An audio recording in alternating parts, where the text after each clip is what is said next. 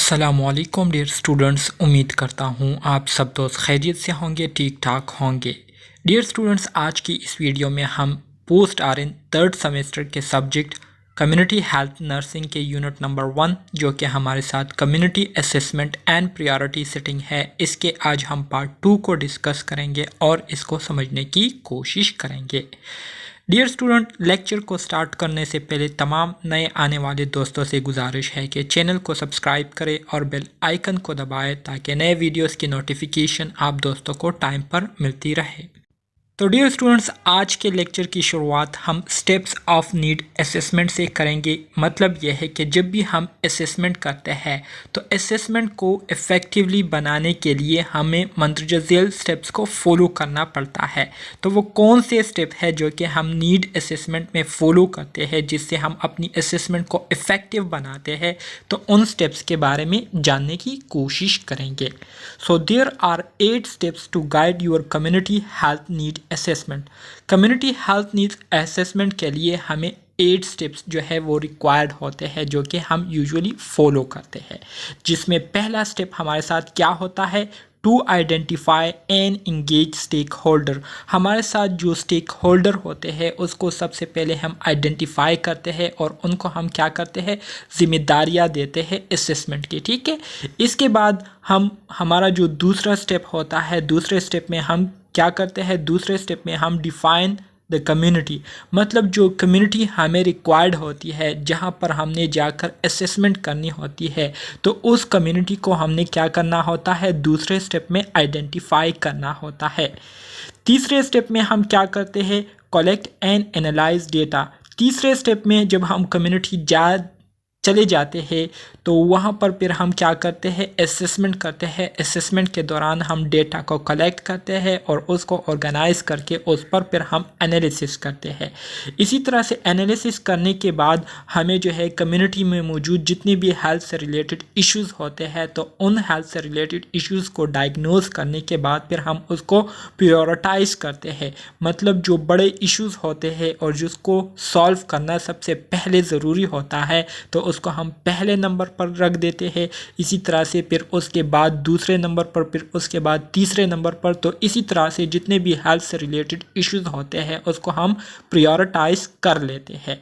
फिर 5वें स्टेप में फिर हम उसको डॉक्यूमेंट करते हैं और उसको हम डिस्कस करते हैं। ठीक है, इसी तरह से 6ठे स्टेप में जो है हम उन इश्यूज़ के लिए क्या करते हैं, उन इश्यूज़ के लिए हम एक मुकम्मल प्लानिंग करते हैं जिसमें हम उन इश्यूज से रिलेटेड स्ट्रेटजीज़ को जो है अपनाने की बात करते हैं। ठीक है, स्ट्रेटजीज़ के बारे में जो है हम डिस्कशन करते हैं कि किस तरीके से जो है हम कम्युनिटी में मौजूद जो हेल्थ से रिलेटेड इश्यूज है उसको हम सॉल्व करेंगे।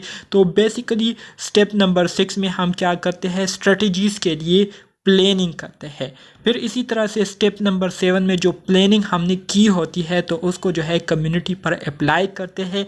और स्टेप नंबर 8 में फिर उसकी इवॉल्यूशन करते हैं कि आया हमने जो स्टेप्स फॉलो किए थे, जो प्लानिंग हमने की थी और जो प्लानिंग जो है हमने कम्युनिटी पर इम्प्लीमेंट किए थे, तो आया उसके असरात जो है कम्युनिटी पर पड़ रहे हैं या नहीं।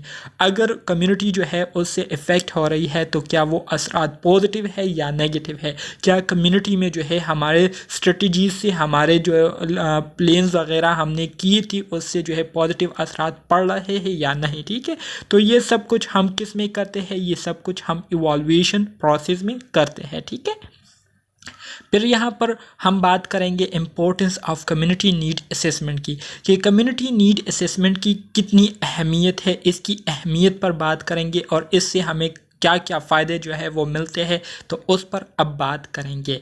सबसे पहला जो फ़ायदा है कम्युनिटी नीड असेसमेंट का वो ये है कि it describe the state of health of local people.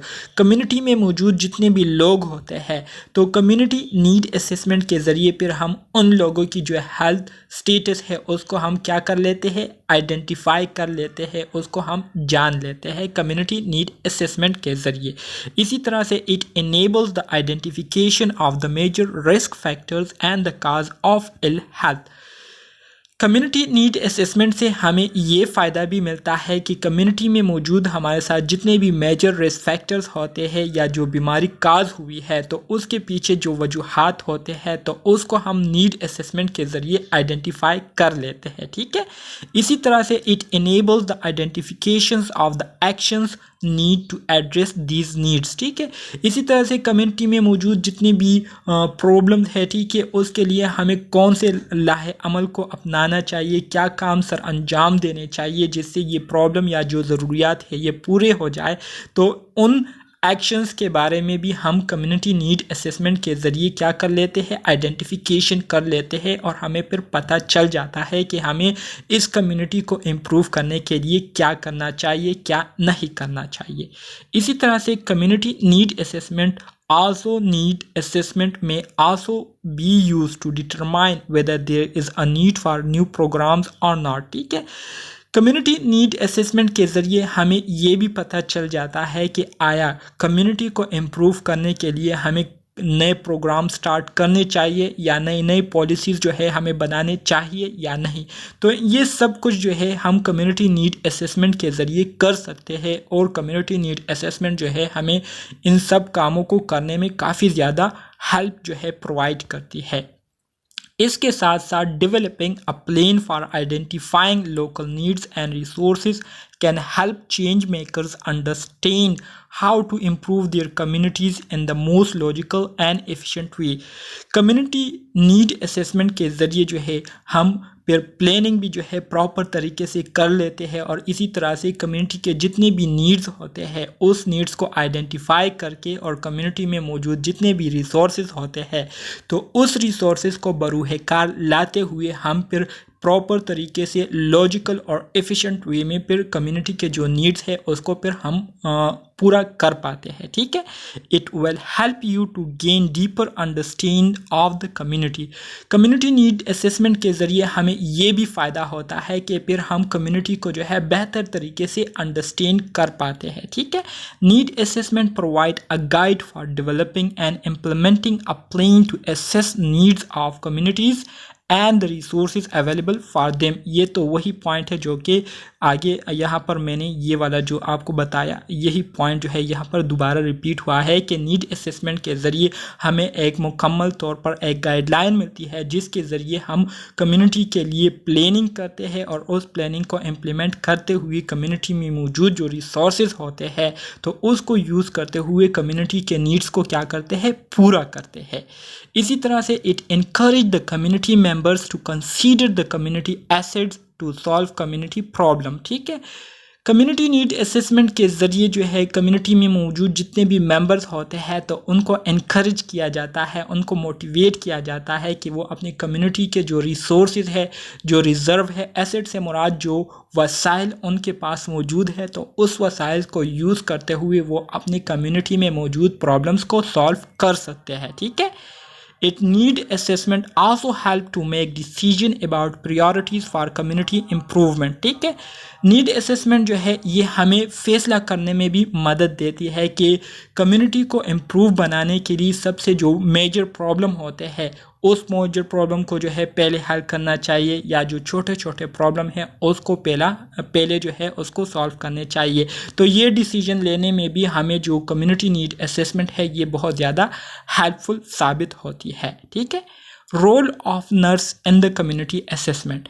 Dear student, community assessment में नर्सिस का क्या किरदार होता है इस पर अब हम डिटेल के साथ बात करेंगे। So patient assessment concern the collection of data about an individual health state that identify patient problems in order for solution to be plan. ठीक है, कहते हैं कि जब भी हम पेशेंट के साथ हमारी इंटरेक्शन होती है, हम जब पेशेंट की असेसमेंट करते हैं तो इस असेसमेंट के दौरान ज़ाहिरी बात है हम पेशेंट की जो हेल्थ होती है, हेल्थ स्टेट होती है तो उससे रिलेटेड हम डेटा को कलेक्ट करते हैं और इसी डेटा के ज़रिए जो है हम उनके जो प्रॉब्लम होते हैं उसको आइडेंटिफाई करके फिर उसके लिए एक मुकम्मल सोल्यूशन जो है वो प्लान करते हैं। ठीक है, need assessment give clear idea about the patient problem. जब भी हम नीड असेसमेंट करते हैं तो नीड असेसमेंट के ज़रिए हमें एक वाज़ेह आइडिया जो है वो मिल जाती है, एक वाज़ेह प्लान जो है हमें मिल जाती है कि पेशेंट के जो प्रॉब्लम है वो क्या है, ठीक है। Nurses are obliged to take in consideration a patient's physical, emotional, social and spiritual needs by making need assessment।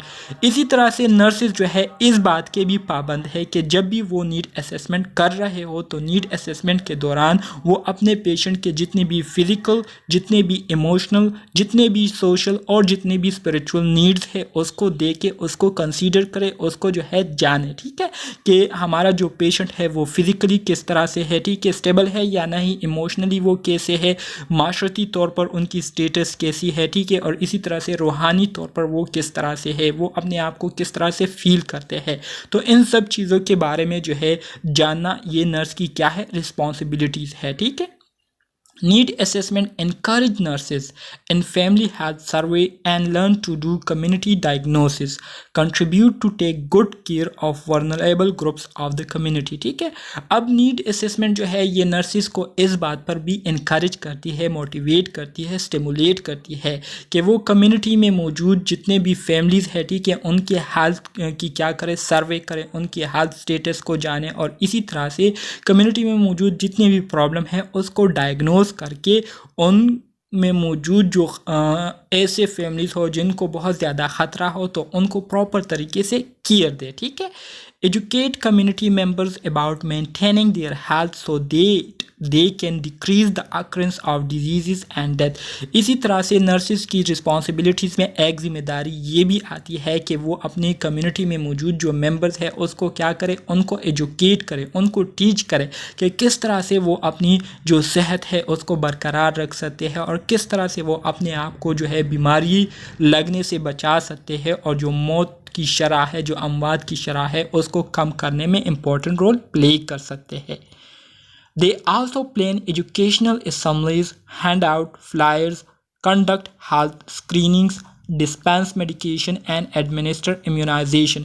इसी तरह से नर्सिस की रिस्पॉन्सिबिलिटीज़ में एक रिस्पॉन्सिबिलिटी ये भी है कि ये क्या कर सकते हैं, ये एजुकेशनल असम्बलीज़ को प्लान कर सकते हैं, हैंड आउट फ्लायर्स के ज़रिए जो है लोगों को टीच कर सकते हैं, इसी तरह से हेल्थ स्क्रीनिंग के ज़रिए लोगों को जो है सिखा सकते हैं कि किस तरह से वो अपने सेहत को जो है प्रिवेंट कर सकते हैं, उसको जो है बीमारियों से बचा सकते हैं और जितने भी डिस्पेंस मेडिकेशन या इम्यूनाइजेशन है ये सब कुछ जो है नर्सेस की रिस्पॉन्सिबिलिटीज़ में आती है और वो जो है इसको करने के क्या है पाबंद होते हैं। Role of community health nurses. Dear student, community health nurses के जितने भी रोल्स हैं यहाँ पर मेंशन किए गए हैं। आप सब स्टूडेंट्स ने ऑलरेडी इसको पढ़ा भी होगा फर्स्ट सेमेस्टर में कि हमारे साथ जो नर्सेस होते हैं, नर्सेस जो है एज ए क्लिनिशियन भी रोल प्ले करते हैं, एज ए एजुकेटर भी रोल प्ले करते हैं कि ये क्या करते हैं, अपने जो पेशेंट होते हैं उनको एजुकेट करते हैं, उनको सेहत के हवाले से क्या करते हैं, टीच करते हैं, उन्हें बताते हैं कि किस तरह से आप अपनी सेहत को जो है मेंटेन रख सकते हैं और किस तरह से आप जो है अपने आप को और दूसरे लोगों को बीमारियों से बचा सकते हैं। इसी तरह से नर्स जो है एज अ एडवोकेट भी अपना रोल प्ले करता है, एज अ मैनेजर भी जो है अपने रोल प्ले करते हैं। इसी तरह से एज अ कोलैबोरेटर से मुराद ये है कि टीम ग्रुप में जो है मिलजुल कर जो है क्या करते हैं, मिलजुल कर एक टास्क को जो है परफॉर्म करने में जो है इम्पोर्टेंट रोल प्ले करते हैं। इसी तरह से नर्सेज जो है एज अ लीडरशिप जो है बहुत ज़्यादा इम्पोर्टेंट रोल प्ले करते हैं और एज अ रिसर्चर जो है नर्सेज क्या करते हैं, अपनी जिम्मेदारियों को सर अंजाम देते हैं। तो ये कुछ रोल्स है जो कि कम्युनिटी में मौजूद जो हेल्थ नर्सेज होते हैं वो क्या करते हैं, इन रोल्स को प्ले करते हैं। Community asset and resources. Community asset and resources से मुराद ये है कि कम्युनिटी के जो वसाइल होते हैं, कम्युनिटी के जो रिसोर्सेज होते हैं, ठीक है, जितने भी अवेलेबल रिसोर्सेज होते हैं तो उसको हम क्या कहते हैं, कम्युनिटी एसेट्स या रिसोर्सेज कहते हैं। A community asset is anything that can be used to improve the quality of community life is called community asset। Community asset की अगर सिंपल अल्फाज में मैं आपको तारीफ़ करूं तो कम्युनिटी एसेट से मुराद कम्युनिटी में मौजूद जो रिसोर्सेज होते हैं, जो वसाइल होते हैं लोगों के साथ। अब ये वसाइल जो है पैसों की शक्ल में भी हो सकते हैं, दूसरे लाइक लोगों की शक्ल में भी हो सकते हैं कि इनके पास वॉलंटियरली लोग बहुत ज़्यादा होते हैं, जिसके ज़रिए कम्युनिटी के जो मेंबर है वो अपने जो गोल है वो अचीव करते हैं। इसी तरह से बहुत सारे फार्म में जो है एसेट हो सकता है, ठीक है। सो कम्युनिटी एसेट ये हमारे साथ कोई भी ऐसी चीज़ जिसको हम यूज़ करके कम्युनिटी में मौजूद लोगों की जो लाइफस्टाइल क्वालिटी है उसको इम्प्रूव कर सकते हैं, तो ऐसी चीज़ों को हम क्या कहते हैं, कम्युनिटी एसेट कहते हैं, ठीक है। It can be a person, physical structure और अ प्लेस एक्सेट्रा। वही बात है जो कि मैंने आपको कही कि कम्युनिटी एसेट जो है ये एक शख्स भी हो सकता है या लोगों का एक मजमुआ भी हो सकता है। इसी तरह से ये एक ऑर्गेनाइजेशन भी हो सकती है या एक जगह भी हो सकती है जहाँ पर लोगों को जमा करके उनको टीच किया जाता है, ठीक है। It can be a person, अगर लोगों में ये हो तो लोगों में ये resident can be empowered, resident जो है उनको दिए जाते हैं to realise and use their abilities to build and transform the community, ठीक है। इसी तरह से the stay at home mom और dad who organises a play group, इसी तरह से घर में मौजूद जो माँ बाप होते हैं, ठीक है, तो ये भी जो है कम्युनिटी एसेट में आते हैं। ये क्या कर सकते हैं, अपने बच्चों के लिए एक प्ले ग्रुप जो है वो ऑर्गेनाइज कर सकते हैं, जिसके ज़रिए वो अपने बच्चों को जो है एक्टिव रख सकते हैं, उनको मुख्तलिफ़ एक्टिविटीज़ में जो है उनको इन्वॉल्व करके उनकी जो जिस्मानी और जो रूहानी कंडीशन है, ठीक है, या जो इमोशनल कंडीशन है उसको जो है तरोताज़ा रख सकते हैं। इसी तरह से द इनफॉर्मल नेबरहुड लीडर भी हो सकते हैं, ठीक है, जो आपके पड़ोसी में जो बड़े लोग हैं वो भी जो है कम्युनिटी एसेट में आते हैं। इसी तरह से जो फायर फाइटर्स होते हैं जो कि अपनी ज़िंदगी को ख़तरे में डालकर कम्युनिटी को सेफ रखते हैं, ठीक है, तो ये भी कम्युनिटी एसेट में आते हैं। These are all community asset, तो ये सारे क्या है, ये कम्युनिटी के एसेट है, कम्युनिटी के सोर्सेज है, कम्युनिटी के वसाइल है, ठीक है। It could be a town landmark or symbol. It might also be unused building that could house a community house piece or a second floor room ideal for community meeting, ठीक है। इसी तरह से it can be a physical structure, physical structure या place में जो है school हो गए, ठीक है, हॉस्पिटल्स हो गए, चर्च हो गए, जहाँ पर लोगों को दीनी तालीम दी जाती है, लोगों को जो है दीन से आगाह किया जाता है, लोगों को जो है अच्छाई की तरफ जो है बुलाया जाता है और बुराइयों से रोकने की जो है उनको तरगीब दी जाती है। इसी तरह से लाइब्रेरी हो गई, रिक्रिएशनल सेंटर हो गए और सोशल क्लब्स हो गए, ठीक है, जहाँ पर लोगों का एक दूसरे के साथ इंटरेक्शन होता है। इसी तरह से और it might be a public place that already belong to the community, ठीक है, जैसे कि पार्क हो गए, वेटलैंड्स हो गए और दूसरे ओपन स्पेसिस हो गए, तो ये सारी चीज़ें जो है कम्युनिटी एसेट में आती है। It can be a community service that makes life better for some और ऑल कम्युनिटी मेंबर्स, कोई कम्युनिटी सर्विस भी हो सकता है जो कि लोगों की जो ज़िंदगी है उसको बेहतर बनाने के लिए अपने रोल सर अंजाम दे रहे होते हैं, ठीक है, जैसे कि पब्लिक ट्रांसपोर्टेशन हो गई, अर्ली चाइल्डहुड एजुकेशन सेंटर हो गए, कम्युनिटी रिसाइकलिंग फैसिलिटीज़ हो गई या कल्चरल ऑर्गेनाइजेशन हो गए, ठीक है, तो ये सारा जो है कम्युनिटी एसेट में आते हैं, ठीक है। It can be a business that provides jobs और support the local economy. Everyone else in the community are potential community asset। इसी तरह से कम्युनिटी में मौजूद हर बंदा जो है इसमें ये सलाहियत होती है कि ये कम्युनिटी के एसेट में शामिल हो जाए, कम्युनिटी के वसाइल में जो है अपना एक किरदार अदा करे। एवरीवन हैज़ सम स्किल्स और टैलेंट, हर इंसान में जो है ज़ाहिर बात है उसके पास स्किल्स भी होते हैं और टैलेंट भी होता है। And everyone can provide knowledge about the community, connections to the people they know and the kind of support the every effort needs, making phone calls, stuffing envelopes, giving people information, moving equipments or supplies, whatever need doing, ठीक है, तो ये सब कुछ जो है ये सब कुछ कम्युनिटी एसेट्स में आते हैं। This suggests that everyone in the community can be a force for community improvement if only we knew what their assets were and could put them to use, ठीक है। इन सब डिस्कशन से हमें ये बात वाज़ेह हो गई कि कम्युनिटी में मौजूद जितने भी लोग होते हैं तो हर इंसान जो है वो इस बात के लिए जो है वो कोशिश कर रहा होता है, इस बात के लिए जो है वो ख्वाहा होता है कि उनकी जो कम्युनिटी है उसमें इम्प्रूवमेंट आ जाए। और हम कम्युनिटी में इम्प्रूवमेंट तभी ला सकते हैं कि कम्युनिटी में मौजूद लोगों के पास जितने भी एसेट है, मतलब जितने भी स्किल्स हैं, उनके पास जितनी भी नॉलेज है, उनके पास जितनी भी इंफॉर्मेशन है, अगर उसके बारे में हमें पता चले और उसके मुताबिक हम उनको ज़िम्मेदारियाँ दें, तो इस तरीके से हम अपनी कम्युनिटी के जितने भी नीड्स हैं उसको भी फुलफ़िल कर सकते हैं और अपनी कम्युनिटी को बेहतर से बेहतर बना सकते हैं। Methods and tools of data collection. Dear students, अब हम बात करेंगे कि जब हम डेटा कलेक्ट करते हैं तो डेटा को कलेक्ट करने के लिए हमें कौन से मेथड्स यूज़ करने चाहिए और कौन से टूल्स को जो है इस्तेमाल करने चाहिए। So accurate and systematic data collection is critical to conducting scientific research. Scientific research को करने के लिए एक्यूरेट और सिस्टमेटिक डेटा को कलेक्ट करना ये बहुत ज़्यादा मुश्किल और बहुत ज़्यादा पेचीदा काम होता है, ठीक है। Data collections allows us to collect information that we want to collect about our study object, ठीक है।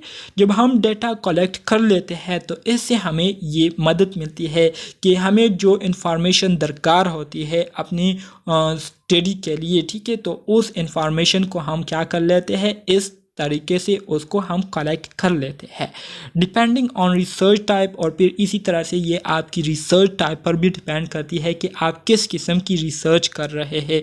और मेथड ऑफ डेटा कलेक्शन पर भी ये डिपेंड करती है, जिसमें आप डॉक्यूमेंट रिव्यू भी करते हैं, डॉक्यूमेंट्स को जो है देखते हैं, जिसके ज़रिए आप क्या करते हैं, उससे डेटा कलेक्ट करते हैं। ऑब्जर्वेशन के ज़रिए भी डेटा कलेक्ट किया जा सकता है, क्वेश्चनिंग के ज़रिए, मेजरिंग या कम्बिनेशन ऑफ डिफरेंट मेथड्स की कम्बिनेशन के ज़रिए जो है जो डाटा कलेक्ट किया जाता है। तो मतलब इसका ये है कि आपकी जो डाटा कलेक्शन की मेथड है इस पर भी डिपेंड करता है, ठीक है। पहली बात हम करेंगे क्वेश्चनियर्स की कि क्वेश्चनियर्स के ज़रिए हम किस तरह का डेटा कलेक्ट कर सकते हैं। A questionnaires is a data collection instrument consistent of a series of questions and other prompts for the purpose of gathering information from the respondent, ठीक है। क्वेश्चनियर ये असल में हमारे साथ डेटा कलेक्ट करने का एक इंस्ट्रूमेंट है, एक आला है, एक मेथड है जो कि हमारे साथ मंदरजा झेल क्वेश्चंस पर मुश्तमिल होता है, जिसमें हम क्या करते हैं, जिसमें हम अपने जो क्लाइंट होते हैं उनसे मंदरजा झेल क्वेश्चंस करते हैं और उसके नतीजे में क्लाइंट से हमें जो रिस्पॉन्ड मिलती है तो वो असल में हमारे साथ क्या होता है, वो असल में हमारे साथ डेटा होता है, ठीक है। The questioners was invented by sir Francis Galton. Questioners या क्वेश्चन आंसर करने का जो प्रोसेस है, जो तरीका है, इसको किसने दरियाफ्त किया था, इसको सर फ्रांसिस गैल्टन ने दरियाफ्त किया था। एमसीक्यूज़ में ये आ सकता है, ठीक है। फिर इसके बाद हमारे साथ जो दूसरा मेथड है डेटा कलेक्ट करने का वो है interview. Interview consisting of collecting data by asking question. Interview में हम क्या करते हैं, अपने क्लाइंट से क्वेश्चंस करते हैं, जिसके रिज़ल्ट में हम क्या करते हैं, उनसे डेटा कलेक्ट करते हैं। फिर इसी तरह से data can be collected by listening to individual, recording, filming their responses और अ कम्बिनेशन ऑफ मेथड, ठीक है। जो डेटा हम कलेक्ट कर रहे होते हैं तो इसको हम लोगों को सुनते हुए भी कलेक्ट कर सकते हैं, इसी तरह से उनकी रिकॉर्डिंग करके या उनकी जो रिस्पॉन्सेस है उसको हम फिल्म में जो है उसमें क्या करके उसमें हम फिल्म में जो है उसको हम क्या कर लेते हैं, रिकॉर्ड कर लेते हैं, या दूसरे मेथड्स की कम्बिनेशन से हम क्या करते हैं, ये डेटा कलेक्ट करते हैं। So there are 4 types of interview. हमारे साथ 4 किस्म के इंटरव्यू है। एक स्ट्रक्चर इंटरव्यू होती है, दूसरी सेमी स्ट्रक्चर इंटरव्यू होती है, तीसरी हमारे साथ इन डेप्थ इंटरव्यू होती है और चौथी हमारे साथ focus group and discussion interview होती है। एमसीक्यूज़ में ये आ सकता है कि how many types of interview के हमारे साथ कितने टाइप्स होते हैं, इंटरव्यू के हमारे साथ 4 टाइप्स होते हैं, ठीक है। Focus group discussion. Focus group discussion की अगर मैं जनरली आपको बताऊं तो फोकस ग्रुप डिस्कशन ख़ास तौर पर उन पेशेंट के लिए की जाती है जिनसे क्वेश्चन करना या जिनसे क्वेश्चन पूछना जो है उनको पसंद नहीं होता और वो क्वेश्चन पूछने से इरिटेट होते हैं, वो आपको रिस्पॉन्स नहीं देते। तो ऐसे पेशेंट के साथ फिर हम क्या करते हैं, फोकस ग्रुप डिस्कशन करते हैं, जिसमें हम एक ख़ास टॉपिक पर फोकस करके उस टॉपिक पर जो है 1 बाय 1 बातचीत बातचीत कर रहे होते हैं और इसी तरह से इसमें फिर हम अपने क्लाइंट को भी इन्वॉल्व करके उनके जो राय होते हैं वो लेते हैं और इस तरीके से हम उनसे डेटा जो है वो कलेक्ट करते हैं। ठीक है, तो इसको क्या कहते हैं, इसको फोकस ग्रुप डिस्कशन कहते हैं। Focus group is a structured discussion with the purpose of stimulating conversation around a specific topic. वही बात है कि स्पेसिफिक टॉपिक के बारे में हम क्या करते हैं, जो बहस मुबाहिसा है वो करते हैं। ठीक है, तो ये असल में हमारे साथ एक स्ट्रक्चर्ड डिस्कशन होती है। स्ट्रक्चर्ड डिस्कशन से मुराद ये है कि इसको पहले से प्लान किया गया होता है कि आपने ये बात करनी है, आपने ये बात करनी है, तुमने ये बात करनी है, तुमने इस चीज़ के बारे में बात करनी है, मैंने इस चीज़ के बारे में बात करनी है और जो क्लाइंट है इसको जो है एक ख़ास टॉपिक की तरफ हमने क्या करना है, लाना है और उनसे बातें निकलवानी है। ठीक है, तो इसको हम कहते हैं structure discussion. Focus group discussion is led by a facilitator who poses questions and the participant give their thoughts and opinions। ठीक है, फोकस ग्रुप डिस्कशन में एक हमारे साथ फैसिलिटेटर होता है जिसके पास क्वेश्चंस होते हैं और वो उन जो है उस फोकस ग्रुप डिस्कशन में मौजूद जो दूसरे पार्टिसिपेंट होते हैं उनसे वन बाय वन क्वेश्चंस करके उनसे जो है राय लेते हैं और इसी तरह से हमारा जो क्लाइंट होता है तो उनसे भी फिर हम इस तरीके से पॉइंट ऑफ व्यू क्या करते हैं, जानने की कोशिश करते हैं। Focus group discussion gives us the possibility to cross check one individual opinion with the other opinion gather. ठीक है, a well organise and facilitated more a question and answer session. ठीक है, अगर आप चाहते हैं कि आपकी जो फोकस ग्रुप डिस्कशन है ये इफ़ेक्टिव हो और इससे जो है आपको फ़ायदा पहुंचे, तो इसके लिए सबसे पहले ज़रूरी ये है कि आपने जो प्लानिंग की हो वो ऑर्गेनाइज हो और उसको जो है आप प्रॉपर तरीके से जो है उसको फैसिलिटेट करते हो, उसमें मौजूद लोगों को आप फैसिलिटेट करते हो, इनकरेज करते हो। तो इस तरीके से आप फिर ज़्यादा से ज़्यादा क्वेश्चन भी कर सकेंगे और ज़्यादा से ज़्यादा आपको आंसर के सेशन भी मिलेंगे। फिर इसके बाद जो चौथा इशू फोरम है, ठीक है, वो है पब्लिक इशू फोरम। ठीक है, पब्लिक इशू फोरम में हम क्या करते हैं, community forum are a public meeting that involve resident to express their concern about the community issues, problem and needs. ठीक है, कम्युनिटी फोरम में क्या होते हैं, कम्युनिटी फोरम जो है ये असल में ये हमारे साथ एक पब्लिक मीटिंग होती है जिसमें हम कम्युनिटी में मौजूद लोगों के साथ मीटिंग करते हैं और कम्युनिटी के जो सरबराह होते हैं, वहाँ के जो सरबराहान होते हैं, उनको जो है उनको इनवाइट करके उनके ज़रिए जो है लोगों के साथ बातचीत की जाती है और लोगों के साथ जितने भी प्रॉब्लम होते हैं, जितने भी मसाइल होते हैं, उनकी जितनी भी ज़रूरियात होती है तो उसके हवाले से हम डेटा गैदर करते हैं। ठीक है, इसी तरह से जो सेकेंडरी डेटा एनालिसिस है, तो सेकेंडरी डेटा एनालिसिस ये हमारे साथ डेटा को कलेक्ट करने का एक ऐसा तरीका है जिसमें हम डायरेक्टली अपने जो मतलूबा शख्स होते हैं उनसे क्वेश्चन नहीं करते, बल्कि दूसरे लोगों के ज़रिए जो है हम उस मतलूबा शख्स से जो है डेटा को गैदर करते हैं, उनसे जो है इंफॉर्मेशन को हासिल करते हैं और फिर इस इंफॉर्मेशन के ज़रिए हम क्या करते हैं, जो हमारा मतलूबा इंफॉर्मेशन हमें रिक्वायर्ड होता है तो वो हम लेते हैं। Secondary data is the data that is collected about a particular audience without having direct contact with that audience। ठीक है, उन ऑडियंस के साथ डायरेक्ट ना होने के बावजूद हम दूसरे लोगों के ज़रिए जो है हम एक ख़ास लोगों के बारे में उनसे क्या करते हैं, इंफॉर्मेशन गैदर करते हैं। तो इस किस्म का जो डेटा कलेक्शन प्रोसेस है इसको सेकेंडरी डेटा एनालिसिस कहते हैं। It can often provide insight about emerging issues in a particular community. ठीक है, प्रायोरिटी सेटिंग। अब बात करेंगे हम प्रायोरिटी सेटिंग की। Priority setting is an essential step in deciding how to make best use of resources in dealing with the health problem of the population.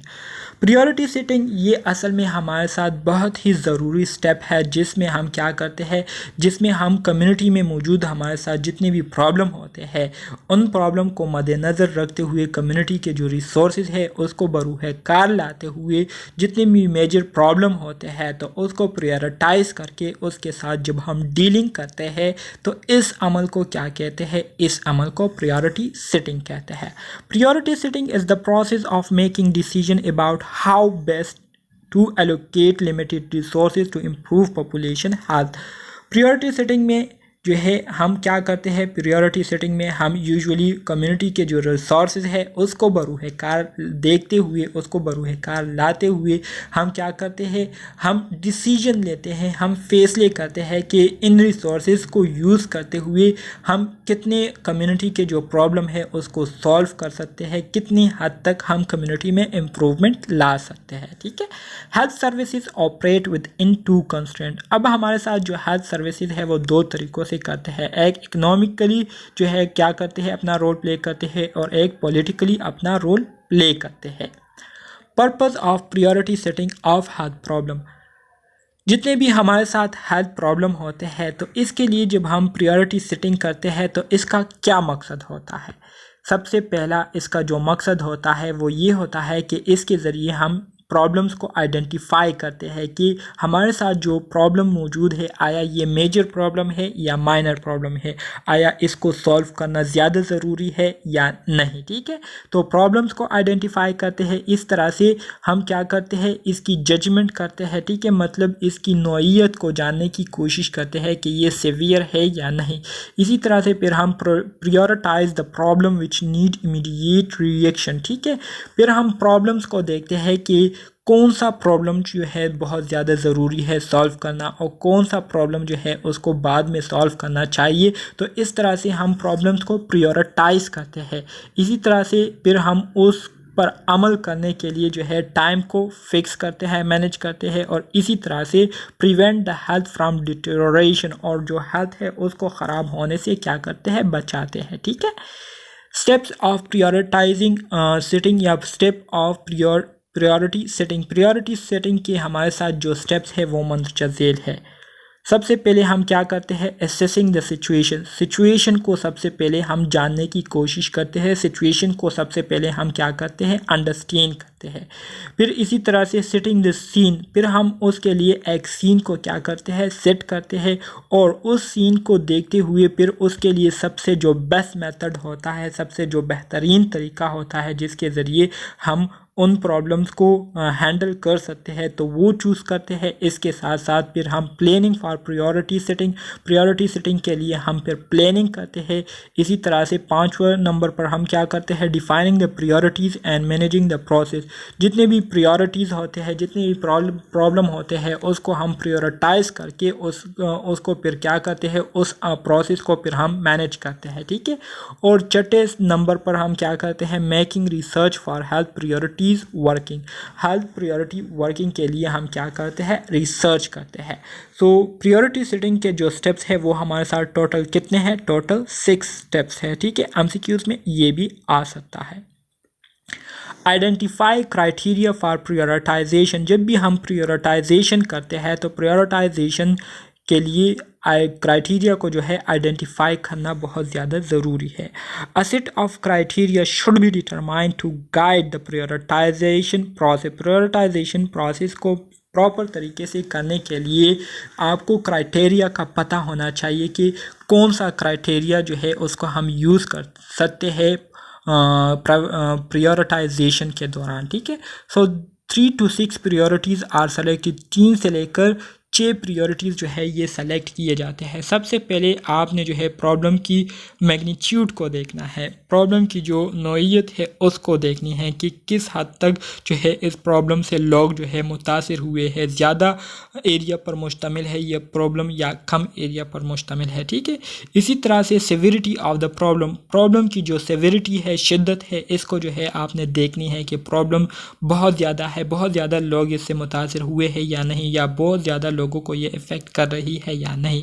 इसी तरह से नीड अमंग वल्नरेबल पॉपुलेशन, जो risk में पड़े आबादी है, ठीक है, उनकी जितने भी नीड्स है उसको जो है आपने आइडेंटिफाई करना होगा कि जो मसाइल में जो फंसे हुए लोग हैं उनको किन चीज़ों की ज़रूरत है। ठीक है, इसके अलावा community capacity and willingness to act on these issues. ठीक है, कम्युनिटी के पास जितने भी वसाइल है, ठीक है, और इनकी जो विलिंगनेस है कि आया वो इस प्रॉब्लम को सॉल्व करने में इंटरेस्टेड है या नहीं, आया इस प्रॉब्लम को सॉल्व करने के लिए वो आपका साथ दे रहे हैं या नहीं, तो इसको जो है आपने देखना होता है। इसी तरह से ability to have a measurable impact on the issue, मतलब जितने भी इश्यूज है, ठीक है, आप में जो है ये सलाहियत हो कि उन इश्यूज़ को सॉल्व करने के लिए आप जो प्लानिंग करते हो तो वो मेजरेबल हो, आप उसको मेजर कर सकते हो कि आया मैं इन प्रॉब्लम को सॉल्व कर सकता हूँ या नहीं। इसके अलावा ability of the hospital and community resources और हॉस्पिटल जो है आपके पास होने चाहिए। Existing intervention focus on the issues, आपने जो इंटरवेंशन की हो तो वो ख़ास तौर पर जो है उन इश्यूज से रिलेटेड हो जो कि कम्युनिटी में मौजूद हो। इसके साथ साथ whether the issue is a root cause of other problem, आपने ये भी देखना है कि जो इशू आप ठीक करने वाले हैं क्या आया ये इश्यूज जो है दूसरे मसाइल का भी जड़ है या नहीं, ठीक है। Trending health concern in the community, और फिर इस तरह से आपने कम्युनिटी में मौजूद जो हेल्थ से रिलेटेड जितनी भी बातें हैं उसको आपने देखना है, ठीक है। Additional prioritization criteria can include the importance of each problem to community members. इसी तरह से evidence that an intervention can change the problem, alignment with an organization existing priorities, hospital abilities to contribute finances and resources to address the health concern, potential challenges or barriers to addressing the needs, and the opportunity to intervene at the potential prevention level, ठीक है। तो ये हमारे साथ privatisation criteria के additional जो criteria है वो है जिसको आप प्रायोरिटाइजेशन के दौरान इसको आप कंसीडर कर सकते हैं। तो डियर स्टूडेंट्स, ये था हमारे साथ कम्युनिटी हेल्थ नर्सिंग का यूनिट नंबर 1 जो कि मैंने आप दोस्तों के साथ शेयर किया।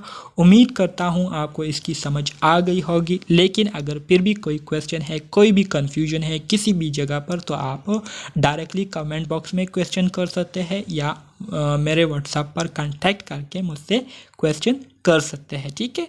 तो मिलते हैं नेक्स्ट यूनिट में, तब तक के लिए अल्लाह हाफिज़।